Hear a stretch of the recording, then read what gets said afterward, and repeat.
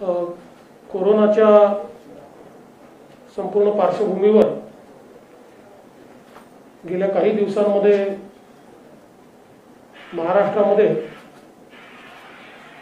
कोरोनाचा प्रादुर्भाव अधिक वेगाने वाढतोय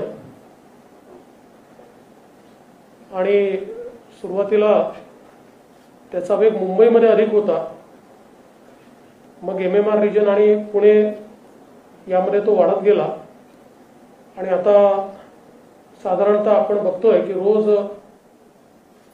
जवळजवळ 60% केसेस या मुंबई व्यतिरिक्त देखील येत आहेत आणि रेस्ट ऑफ महाराष्ट्राच्या केसेस देखील मोठ्या प्रमाणात वाढत आहेत। आणि याच पार्श्वभूमीवर काही ठिकाणी आपण जाऊन तिथला आढावा घ्यावा, तिथल्या मशिनरीशी चर्चा करावी,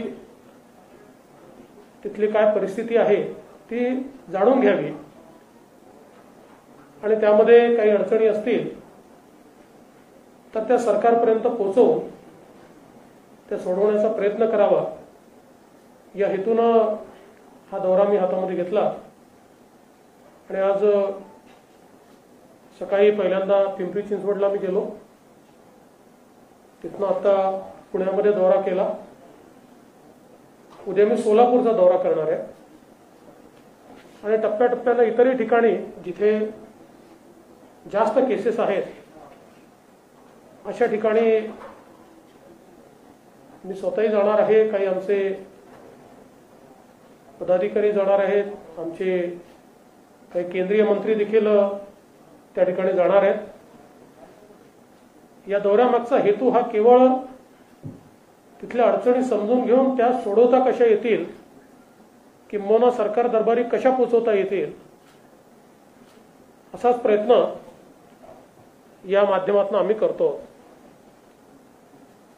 पुण्यामध्ये आणि पिंपरी चिंचवडमध्ये विशेषतः मला असं वाटतं की दोन्ही महानगरपालिकांनी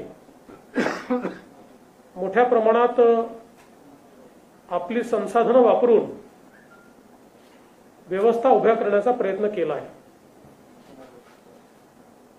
मला पुण्याचे महापौर म्हणत होते की पुणे महानगरपालिकेने आतापर्यंत कोरोनाच्या करता जवळजवळ 150 कोटी रुपये हे या ठिकाणी खर्च केले आहेत, ते आवश्यक देखील आहे। पण मला असं वाटतं की राज्य सरकारने देखील महानगरपालिकांना या कोरोनाच्या लढ्याकरता मदत केली पाहिजे। याचं कारण असं आहे की साधारणपणे आपण बघितलं तर आपल्याकडे मुंबई महानगरपालिका ही श्रीमंत महानगरपालिकांच्या कॅटेगरीत आपण मानू शकतो, त्यांच्याजवळ डिपॉझिट्स आहेत, पैसा आहे। त्या व्यतिरिक्त इतर सर्व महानगरपालिका ज्या आहेत त्याच्यामध्ये काही महानगरपालिका पुणे असेल, पिंपरी चिंचवड असेल, नवी मुंबई असेल, ठाणे असेल, यांची परिस्थिती त्या मनाने ठीक आहे, पण यांच्याकडे काही एक्स्ट्रा डिपॉझिट्स किंवा खूप पैसा असा नाही आहे। आणि त्याच्या व्यतिरिक्तच्या ज्या महानगरपालिका आहेत त्यातल्या बहुतांश महानगरपालिकांमध्ये जेमतेम पगाराचं भागतं अशा प्रकारची त्यांची अवस्था आहे। आणि म्हणून अशा परिस्थितीमध्ये कमिटेड एक्सपेंडिचर असताना 150-200 कोटी रुपये काढावे लागणं हे कठीण असतं। आणि म्हणून मला असं वाटतं की सरकारने महानगरपालिकांना देखील, सरकारची यंत्रणा तर काम करते पण शहरांमध्ये मोठा भार महानगरपालिका उचलत आहेत, तर त्यांनाही या लढ्यामध्ये मदत केली पाहिजे आणि आर्थिक मदत ती दिली पाहिजे असं माझं मत आहे। आता विशेषतः आपण जर पुण्याचा विचार केला तर पुण्यामध्ये नॅशनल इन्स्टिट्यूट ऑफ व्हायरोलॉजी आहे, जो एक अत्यंत देशातलं महत्त्वाचं सेंटर मानलं जातं। तथापि पुण्याची टेस्टिंग कॅपॅसिटी फार कमी आहे आणि आत्ताचा जो काही कोरोनाचा लढा आहे या लढ्यामध्ये अग्रेसिव्ह टेस्टिंग या मोडवर आता आपण आलो। आपल्याला कल्पना आहे की दिल्लीमध्ये साधारणपणे 18,000 टेस्ट रोज केल्या जात आहेत आणि महाराष्ट्रामध्ये मात्र आपण टेस्ट स्टॅग्नंट केले आहेत। म्हणजे एकूण आपली 38,000ची कॅपॅसिटी आहे, त्याच्या अगेन्स्ट साधारण 14,000 आपण टेस्ट करतो। मुंबई सारख्या ठिकाणी तर आपण 10,000ची 12,000ची कॅपॅसिटी असताना ॲव्हरेज 4,000 टेस्ट करतो. मला असं वाटतं की ही स्ट्रॅटेजी घातक आहे. कोरोनाच्या आत्ताच्या स्टेजला मोठ्या प्रमाणात टेस्टिंग करून आयसोलेशन लोकांचं करणे, एसिम्प्टोमॅटिक पेशंट्सला आयसोलेट करून आणि त्यांना जो काही प्रोटोकॉल आहे त्या प्रोटोकॉलप्रमाणे त्यांची ट्रीटमेंट करणे किंवा त्यांना ट्रीटमेंटची आवश्यकता नसेल तर काही दिवस आयसोलेशनमध्ये ठेवून घरी पाठवणे किंवा होम क्वारंटाईन करणे, हा एक महत्त्वाचा विषय आहे. आणि जे सिम्प्टोमॅटिक आहेत त्यांना मात्र ज्या स्टेजला ते आहेत त्या त्या स्टेजप्रमाणे त्यांना वेगवेगळ्या प्रकारचे उपचार, ऑक्सिजनेटेड बेड्स असतील, काहींना इतर क्रिटिकल केअर लागत असेल, काहींना ICU लागेल आणि कमी पेशंट्सला व्हेंटिलेटर देखील लागेल. तर या व्यवस्था उभ्या करण्याची मोठ्या प्रमाणात आवश्यकता आहे. पण अद्यापही ॲडिशनल टेस्टिंगची व्यवस्था पुण्यासारख्या शहरामध्ये होऊ शकत नाही. हे जरा मला असं वाटतं की काही प्रमाणात सरकारचे दुर्लक्ष आहे. आणि म्हणून मी अपेक्षा करतो आणि मी सरकारला विनंती देखील करणार आहे की पुण्यामध्ये टेस्टिंगची व्यवस्था ही वाढवली गेली पाहिजे. आणि आता कंटेनमेंट झोनच्या बाहेर ज्यावेळी मोठ्या प्रमाणात केसेस सापडत आहेत त्यावेळी टेस्टिंग हाच त्याच्यावरचा उपाय आहे. कारण आता साधारणपणे मी पुण्याचा आढावा घेत असताना माझ्या असं लक्षात आलं की रेट ऑफ इन्फेक्शन जो आहे हा ॲव्हरेज 12-12.5% आहे. पण तो गेल्या 2-3 दिवसातला बघितला तर तो 18% गेला. साधारणपणे 7-8% आपल्याला टेस्टिंग ही दीडपट दुप्पट केली पाहिजे. तरच आपल्याला हे पेशंट आयडेंटिफाय करता येतात आणि त्यातनं फर्दर स्प्रेड जो आहे तो आपल्याला वाचवता येतो.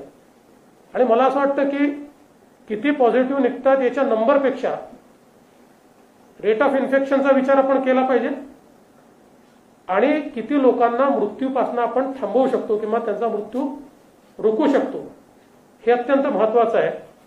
आणि ते देखील आपल्याला अधिकच्या टेस्टिंगनेच करता येणार आहे.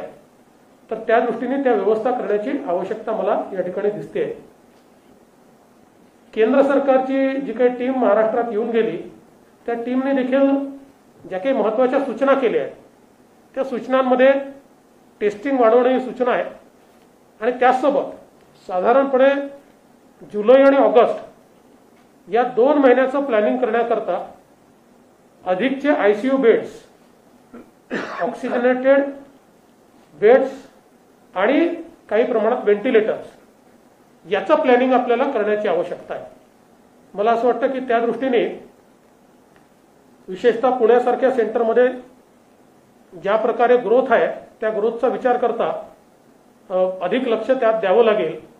आणि म्हणून राज्य सरकारने टेस्टिंगच्या व्यवस्था वाढवणे, वेगवेगळ्या व्यवस्थांकरता महानगरपालिकांना देखील मदत करणे आणि हा जो काही स्पाइक ज्याला म्हटला जातो, आता हा स्पाइक जुलैत येणार की ऑगस्टमध्ये येणार याच्या तज्ज्ञांमध्ये दुमत आहे. आपण अपेक्षा करूया की तो येऊच नाही, पण तो येणार असला तर त्याची व्यवस्था करणं हे अत्यंत महत्त्वाचं आहे आणि ते अद्याप तरी झालेलं दिसत नाही आहे. तर त्या दृष्टीने मला वाटतं की येत्या काळामध्ये जी काही कारवाई आहे ती केली पाहिजे. या व्यतिरिक्त अर्थात प्रशासन प्रयत्न चांगला करतोय. वेगवेगळ्या प्रकारे जे काही अवेलेबल रिसोर्सेस आहेत त्याचा उपयोग करण्याचा प्रयत्न चाललेला आहे. पण त्याला अधिक कोऑर्डिनेटेड एफर्ट हा दिला पाहिजे. मला असं वाटतं की जे काही कमांड अँड कंट्रोल सिस्टीम्स केले आहेत, जे काही डॅशबोर्ड केले आहेत ते डॅशबोर्ड चांगले आहेत. पण त्यासोबत प्रायव्हेट हॉस्पिटल्सचं जे कोऑर्डिनेशन आहे ते मात्र होताना दिसत नाही आहे.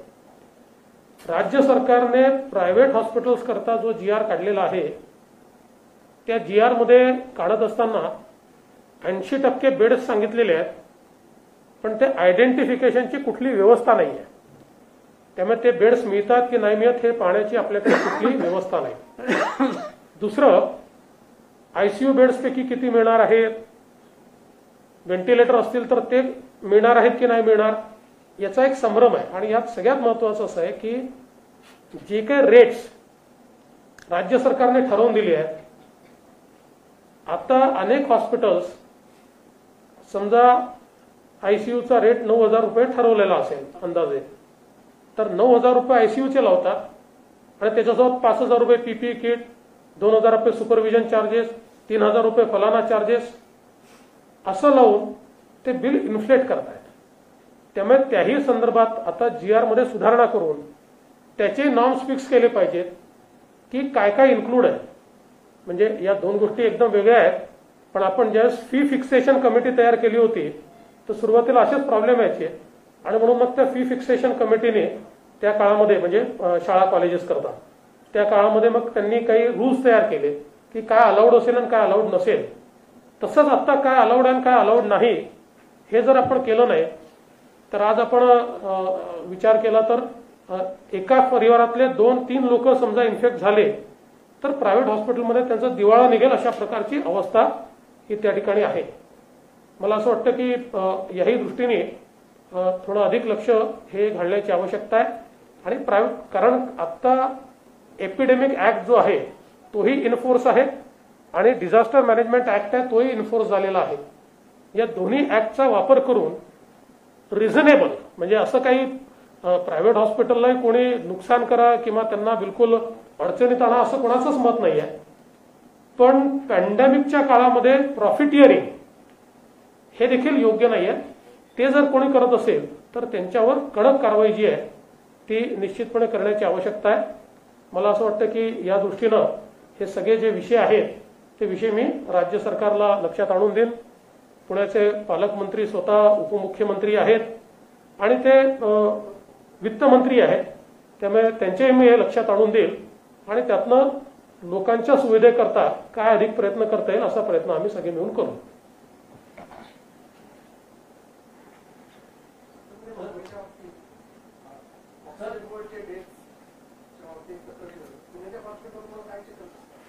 नाही, मी पुण्यामध्ये ज्या हॉस्पिटल्समध्ये गेलो तिथे मी त्यांना हे विचारलं की तुमचे जे काही ऑक्सिजनची व्यवस्था आहे त्या व्यवस्थेमध्ये प्रेशर मेंटेन करण्याच्या संदर्भात तुम्ही काही व्यवस्था केली आहे की नाही. तर इथे मला जे सांगण्यात आलं त्यात त्यांनी सांगितलं की आम्ही ती व्यवस्था केली आहे. कारण काय आहे की असंही अनेक वेळा लक्षात येतं की जी काही डिझाईन कॅपॅसिटी आहे तेवढ्या कॅपॅसिटीवर वापरच होत नाही. आता तो वापर व्हायला लागलाय, त्यामुळे यापूर्वी कधी बघितलंच नाही कोणी की तेवढा सगळा वापर केल्यानंतर ते प्रेशर मेंटेन होत आहे की नाही. आणि मग आता पूर्ण वापर ज्यावेळेस सुरू झाला त्यावेळेस अचानक प्रेशर काही ठिकाणी ड्रॉप झाला आणि हे इतके क्रिटिकल पेशंट्स आहेत की काही काळाकरताही प्रेशर जर ड्रॉप झालं तर त्याचा एक मोठा प्रॉब्लेम उभा होतो.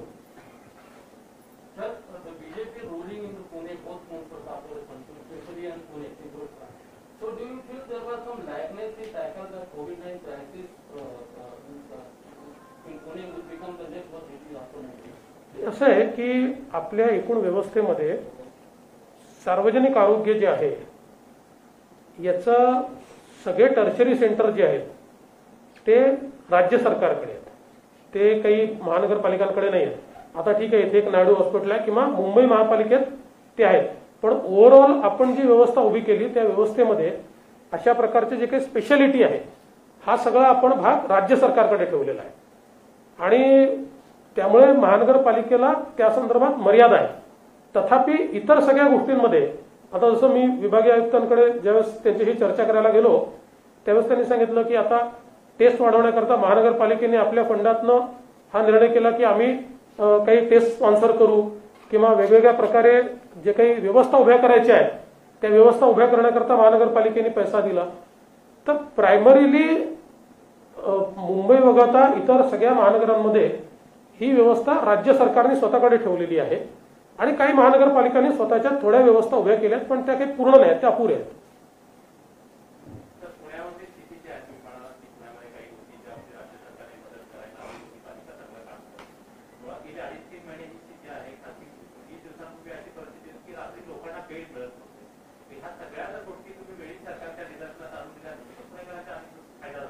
नाही, ते सातत्याने स्वतः महापौर ते लक्षात आणून देतातच आहेत, खासदारही आणून देत आहेत.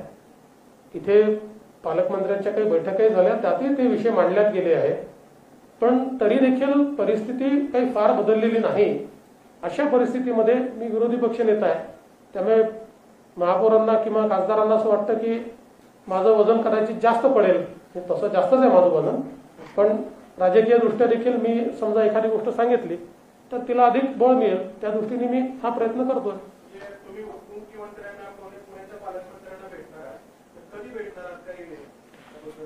नाही, मी फोनवरही बोलू शकतो, म्हणजे असं काही मला प्रत्यक्ष भेटायची आवश्यकता नाही. मी त्यांना पत्र देईन आणि फोनवरही बोलू. आता बघा, कोणाचं मूल्यमापन करायची ही वेळ नाही किंवा हे जास्त आहेत ते कमी आहेत असं सांगण्याची ही वेळ नाही.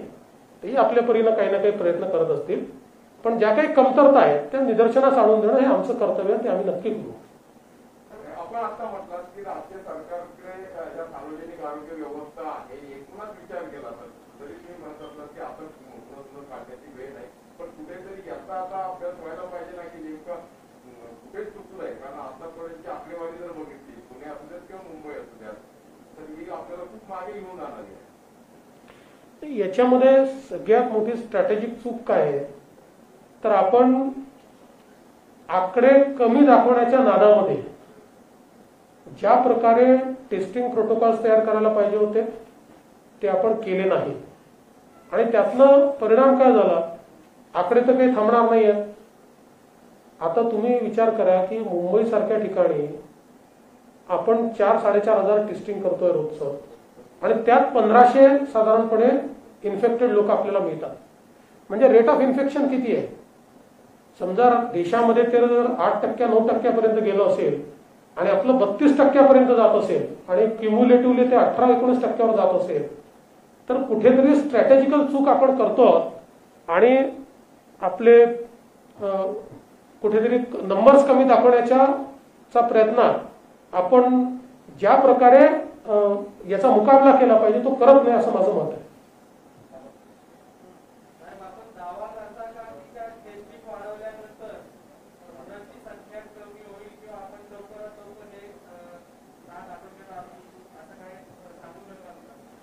मी एक्सपर्ट नाही आहो, मी असा दावा कोणीच करू शकत नाही. उलट टेस्टिंग केल्याने रुग्णांची संख्या वाढेल, पण ती आपल्याला समजेल, आपण त्यांना उपचार देऊ शकू आणि त्यामुळे मृत्यूची संख्या आपण कमी करू शकू. जगभरामध्ये हाच प्रोटोकॉल आता पाळला जातोय. ॲग्रेसिव्ह टेस्टिंग करायची, लोक शोधून काढायचे, आणि जास्त लोक जर शोधले आणि जे एसिम्प्टोमॅटिक पेशंट आहेत हे जर आयसोलेशनमध्ये टाकले तर त्यांच्या माध्यमातून जे अजून 10 लोक इन्फेक्ट होणार आहेत ते इन्फेक्ट होत नाही आणि त्यामुळे तो प्रादुर्भाव आपल्याला थांबवता येतो. पण ते जर आपण शोधलेच नाही तर नकळत ते लोक 10चे 100, 100चे 2000 असं इन्फेक्शन वाढवत जातात. म्हणून रॅपिड टेस्टिंग महत्वाचं आहे.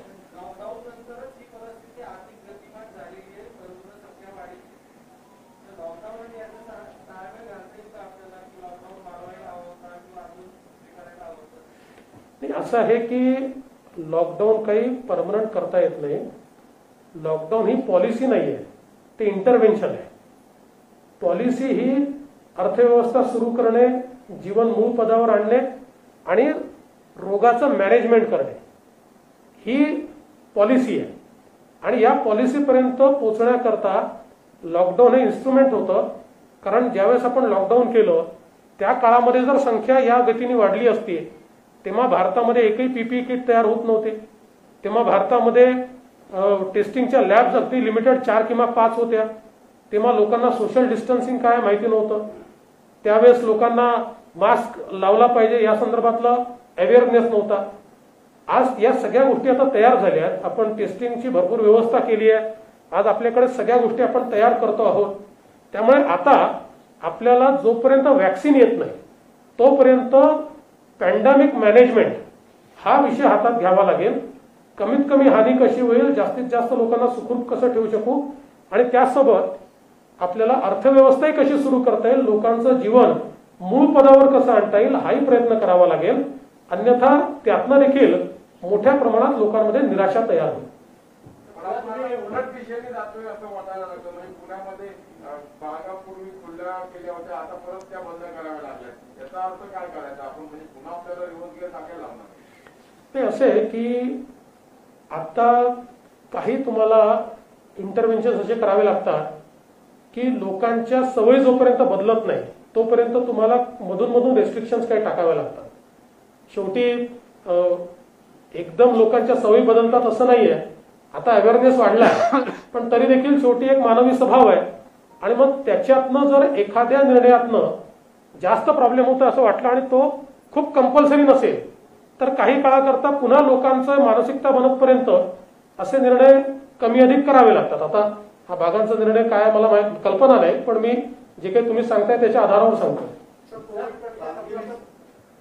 कामगिरीचं मूल्यमापन करण्याची योग्य वेळ नाही असं म्हणता आहात तुम्ही, पण तुम्ही स्वतः तो संख्येचा मुद्दा मांडला होता ते त्यानंतर बऱ्यापैकी करेक्ट केलं सरकारनं. तर ही योग्य वेळ आहे असं वाटत नाही का तुम्हाला? कारण सगळं मृत झाल्यानंतर बळी गेल्यानंतर मग विचारून का ते शेवटी काय नाही. आता प्रश्न मांडण्याची योग्य वेळ आहे. चुका दाखवायच्या असतील तर तेही दाखवून द्यायची योग्य वेळ आहे. पण त्याच्या आधारावर मूल्यमापन करणं आता हे सरकार नको, आता हे मंत्री नको, आता हे मुख्यमंत्री नको वगैरे या सगळ्या चर्चा करायची आता ही वेळ नाही. आता जे शॉर्टकमिंग्स आहेत ते शॉर्टकमिंग्स कसे नीट करता येतील ते सरकार दरबारी कसे मांडता येतील हा प्रयत्न महत्वाचा आहे तो आम्ही करतोय.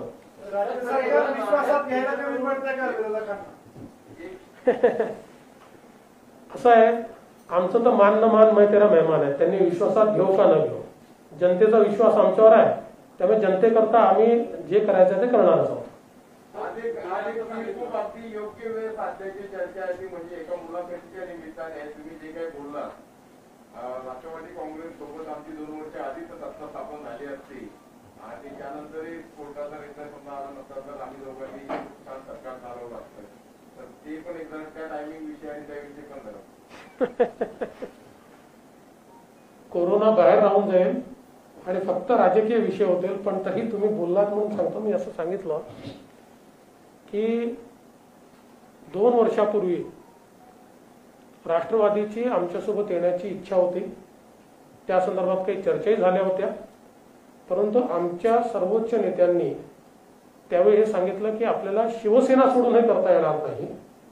काँग्रेसला आयसोलेट करू शकतो आपण पण त्याकरता शिवसेना ही देखील सोबत राहील हे चालत असेल तर आपल्याला हे करता येईल अशा प्रकारे त्यावेळेस आमच्या नेत्यांनी सांगितलं असल्यामुळे बरंच पुढे गेलेलं ते सगळं प्रकरण हे थंड्या बस्त्यात गेलं.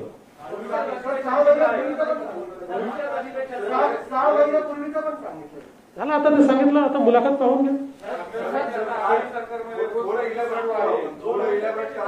अरे आजचा फोकस आपला कोरोना आहे. 2.5 महिने आम्ही कोरोना सांगितलं काहीतरी थोडस होलाटाईल तुम्ही ते मुलाखत सांगितलं टीका करताना थोडा अक्षर राखून बोलताय काय काय भविष्यात काही असे चान्सेस आहेत तुम्ही करणार?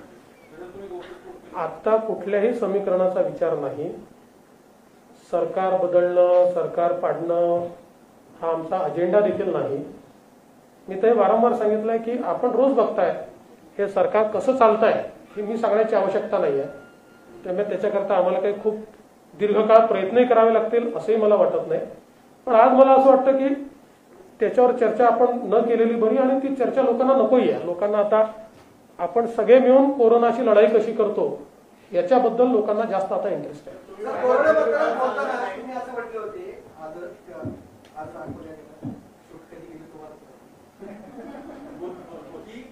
समन्वयाचा अभाव आणि लढाईचा काळ आहे तर अंग चोरून राहणं हे योग्य नाही. प्रत्यक्षरित्या मुख्यमंत्र्यांना तुम्ही तो प्रश्न विचारला त्याचा नावही घेतलं थोडंसं. तर नेमकी काय अंग चोरून प्रकार काय चालला या सरकार? असं आहे की 2 गोष्टी मी प्रामुख्याने असं सांगितल्या की मंत्र्यांमध्ये समन्वय नाही, 3 पक्षांमध्ये समन्वय नाही, मंत्रिमंडळ आणि प्रशासन म्हणजे अधिकारी यांच्यामध्ये समन्वय नाही. आणि मग हा सगळा समन्वय घडवायचा कोणी तर तो राज्याच्या प्रमुखांनी घडवायचा असतो. त्यामुळे मी अशी अपेक्षा व्यक्त केली की राज्याच्या प्रमुखांनी यात लक्ष घातलं पाहिजे आणि हा समन्वय घडवला पाहिजे. कारण या समन्वयाच्या अभावी कोरोनाशी जी काही आपली लढाई आहे ती लढाई कुठेतरी मागे जाते. कारण ज्याला जो मनात येईल तसा निर्णय त्यांनी घेतला आणि प्रत्येकाने स्वतःचे प्रोटोकॉल तयार केले तर ही लढाई काही चालू शकत नाही. आणि म्हणून हा समन्वय घडला पाहिजे अशा प्रकारची अपेक्षा मी व्यक्त केली. पहिल्यांदा शरद पवारांचं नाव न घेता राष्ट्रवादीचं असोसिएशन तुमच्यासोबत होतं हे गव्हर्नमेंट फॉर्म करायचं ते 80 तासांचं होतं. नंतर त्यांनी भूमिका बदलली, अजित पवार त्यांच्या भूमिकेवर कायम राहिले असं म्हटलं. या सगळ्यामधलं जो पॉलिटिकल जिस्ट आहे त्याच्यामध्ये तुम्ही चूकही मान्य केली, मग तुम्ही त्यावेळेस पवारांशी बोलला नव्हतं भूमिका बदलताना किंवा या सगळ्या. तुम्ही जर माझे मुलाखत वाचली असेल किंवा ऐकली असेल तर त्यात मी असं सांगितलं आहे की या सगळ्या याच्यावर मीच स्वतः एक पुस्तक लिहिणार आहे. सगळा सस्पेन्स आताच संपवून टाकला तर माझ्या पुस्तकाला मागणी राहणार नाही. थोडी वाट बघा. संयुक्त असणार आहे का तुम्ही आणि मीच लिहिणार आहे. फार तर तुमच्यासारखा कोणी पत्रकार मी सोबत घेऊ शकतो, कारण मला नीट लिहिता येत नाही. त्याच्यामुळे मी नरेट करेल आणि तुमच्यापैकी कोणी लिहिलं. त्या मुलाखतीमध्ये तुम्ही मला चुक झाल्याचं मान्य केलं तर धोका झाला का तुमच्यासोबत? आता सगळं मुलाखतीत बोललोय ना, आता परत काय बोलायचं. चला धन्यवाद.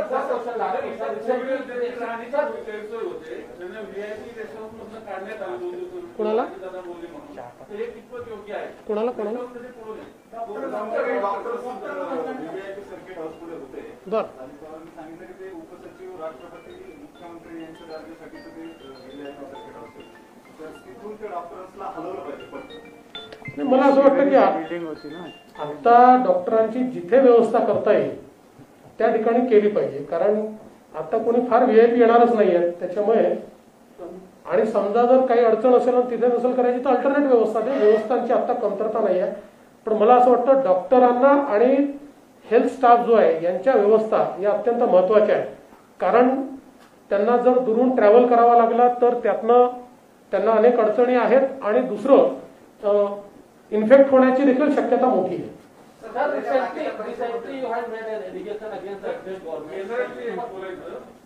पुण्यामध्ये 4 वेळा केंद्रीय समिती येऊन गेली, पण प्रत्येक वेळेस सूचना देतं. पालिकेच्या अधिकाऱ्यांचं म्हणणं आहे दरवेळेस आमची सगळी यंत्रणा कामाला लागते, पण प्रत्यक्षात मदत काहीच मिळत नाही. तर ठीक आहे, मान्य आहे की केंद्र डायरेक्ट मदत करू शकत नाही, पण स्मार्ट सिटी योजनेअंतर्गत काय आपल्याला मदत करता येणार नाही. तुम्ही पालिकेतून मदत असं थोडं आर्थिकदृष्ट्या सोपं. केंद्राने थेटच मदत केली आहे. केंद्र थेट मदत करू शकते असं नाही आहे. केंद्राने राज्याला या संदर्भात थेट मदत केली आहे आणि ती किती केली आहे त्या संदर्भातली सगळी आकडेवारी मी यापूर्वी माझ्या पत्रकार परिषदेत जाहीर केलेली आहे.